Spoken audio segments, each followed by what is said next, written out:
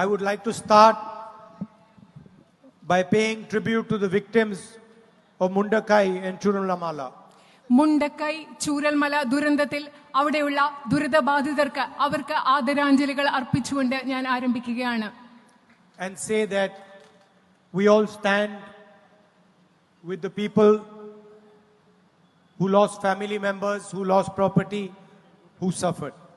ആ ദുരന്തത്തിൽ ബുദ്ധിമുട്ടിയവർക്ക്, ആ ദുരന്തത്തിൽ കുടുംബാംഗങ്ങളെ നഷ്ടപ്പെട്ടു പോയവർക്ക്, ആ ദുരന്തത്തിൽ വസ്തുവും എല്ലാം നഷ്ടപ്പെട്ടവര്, അവരോടൊപ്പം നമ്മൾ ചേർന്ന് നിൽക്കുകയാണ്, അവരോടൊപ്പം നിൽക്കുകയാണ് എന്ന് പറഞ്ഞുകൊണ്ട് ഞാൻ ആരംഭിക്കുന്നു. While I was coming here in the car, we were discussing what the UDF and Congress party should do for the people who suffered as a result of the tragedy. ഇവിടെ ഉണ്ടായി ഈ ദുരന്തത്തിന്റെ ഫലമായി വളരെയധികം ബുദ്ധിമുട്ട് അനുഭവിച്ച ആളുകൾക്ക് വേണ്ടി ഐക്യജനാധിപത്യ മുന്നണിയും കോൺഗ്രസും എന്താണ് ചെയ്യേണ്ടതെന്ന് ഇങ്ങോട്ട് വരുമ്പോൾ വണ്ടിയിലിരുന്ന് ഞങ്ങൾ ചർച്ച ചെയ്തുകൊണ്ടിരിക്കുകയായിരുന്നു. And unfortunately, we are not in government, so we cannot do what a government can do. ദൗർഭാഗ്യകരമെന്ന് പറയട്ടെ, നമ്മളിപ്പോ ഗവൺമെന്റിലില്ല, അധികാരത്തിൽ കൊണ്ട് ഒരു ഗവൺമെന്റിന് എന്താണോ ചെയ്യാൻ പറ്റുന്നത് അത് നമുക്കിപ്പോ ചെയ്യാൻ സാധിക്കില്ല.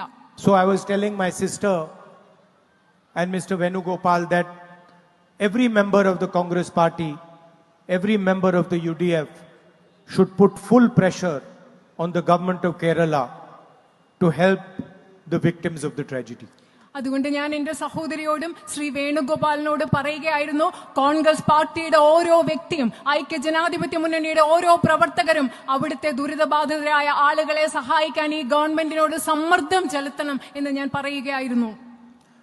And we also remember the spirit of the people who were victims of the tragedy. ആ ദുരന്തത്തിൽ ഇരകളാക്കപ്പെട്ട മനുഷ്യരുടെ അവരുടെ ഒരു ചൈതന്യം, അവരുടെ ശക്തി, അതും നമ്മൾ ഇപ്പോൾ ഓർമ്മിക്കുകയാണ്. We saw with our own eyes the shopkeepers who opened their shops for victims and allowed them to take whatever they needed. അവിടെ നമുക്കറിയാം, നമ്മൾ ഞങ്ങളുടെ കണ്ണുകൾ കൊണ്ട് കണ്ടതാണ്, അവിടെ ആ ദുരന്ത ബാധിതരായവർക്ക് വേണ്ടി സ്വന്തം കടകൾ തുറന്നു കൊടുത്ത് എന്ത് വേണമെങ്കിലും എടുത്തോളാൻ പറഞ്ഞ കച്ചവടക്കാരെ നമ്മൾ കണ്ടതാണ്.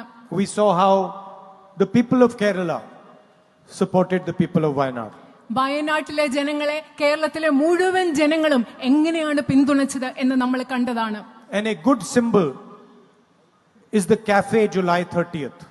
കഫേ ജൂലൈ 30th എന്ന് പറയുന്നതാണ് അങ്ങനെ സഹായിച്ചതിന്റെ ഒരു വലിയ പ്രതീകം എന്ന് പറയുന്നത്. Nofal from Mepadi, who lost 11 members of his family on July 30th.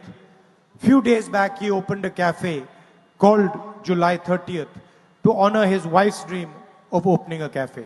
കുടുംബാംഗങ്ങളായ 11 പേരെ നഷ്ടപ്പെട്ട നൗഫൽ എന്ന് പറയുന്ന ആള് ആ ദിവസത്തിന്റെ ഓർമ്മയ്ക്ക്, ജൂലൈ 30ന്റെ ഓർമ്മയ്ക്ക് ജൂലൈ 30 എന്ന് പറയുന്ന ഒരു കഫേ അവിടെ ആരംഭിച്ചു, പ്രത്യേകിച്ചും തന്റെ ഭാര്യയുടെ ജീവിത പങ്കാളിയുടെ ഓർമ്മയ്ക്കായി. And next time I'm in the vicinity, I will go to his cafe to give him my support. ഇനി ഞാൻ ആ കഫേയുടെ അടുത്ത സമയം ഞാൻ അവിടെ പോയി അദ്ദേഹത്തിന് പിന്തുണ കൊടുക്കാൻ വേണ്ടി ഞാൻ ആ നൗഫലിന്റെ കഫേയിൽ പോകും. And I recommend all others, when they pass by,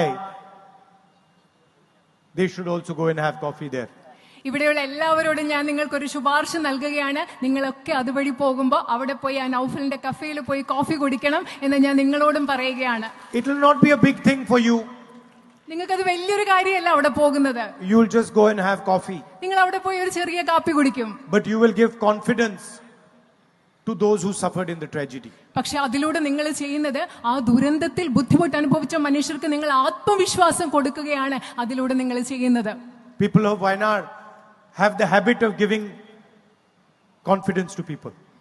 വയനാട്ടിലെ ജനങ്ങൾക്ക് മറ്റുള്ളവർക്ക് ആത്മവിശ്വാസം കൊടുക്കുക എന്നൊരു സ്വഭാവമുണ്ട്, ശീലമുണ്ട്.